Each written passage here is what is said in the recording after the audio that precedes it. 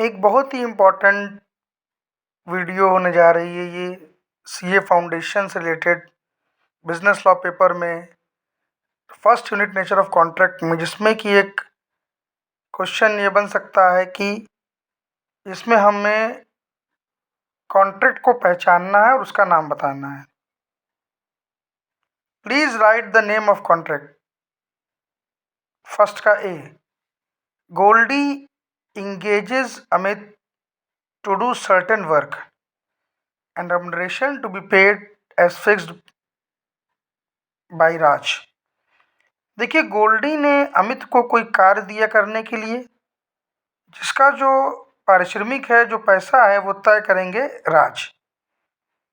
तो ये एक वैलिड एक्सप्रेस कॉन्ट्रैक्ट है। इसलिए वैलिड है क्योंकि देखिए, यहाँ पर गोल्डी और अमित के बीच में तय हुआ है कि उन्हें एक निश्चित कार्य करना है और पेमेंट उसका जो राज निर्धारित करेंगे वो दिया जाएगा।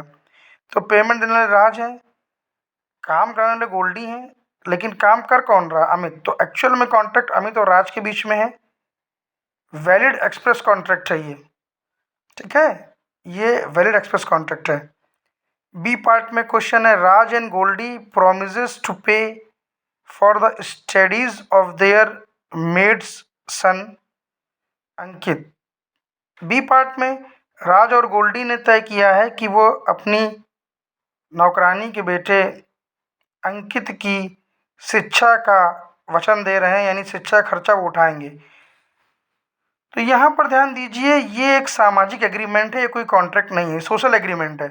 इसमें अगर राज और गोल्डी स्टडी का पैसा आगे नहीं भी देते हैं तो मेड उनके ऊपर कोई मुकदमा नहीं कर सकती है।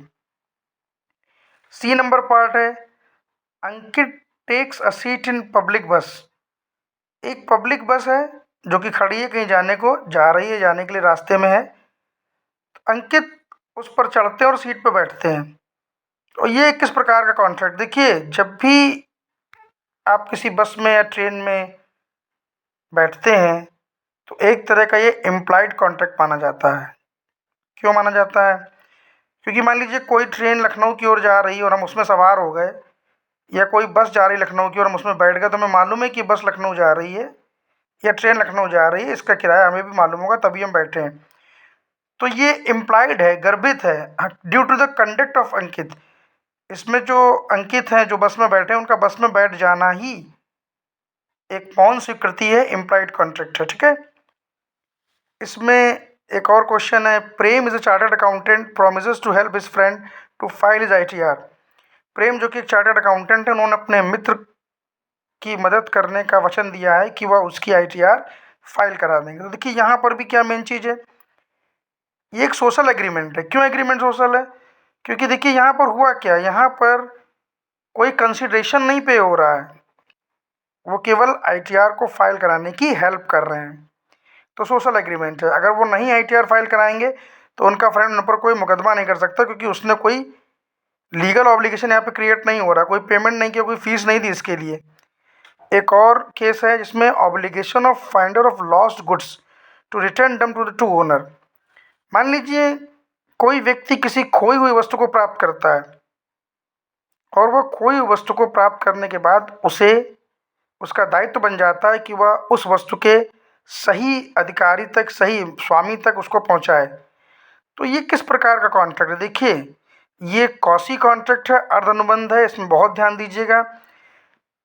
फाइंडर ऑफ लॉस्ट गुड्स, जो गुड्स लॉस हो गए हैं उनका जो फाइंडर है, मान लीजिए कि फाइंडर है राज और जिनका गुड्स खो गया है वो है प्रेम।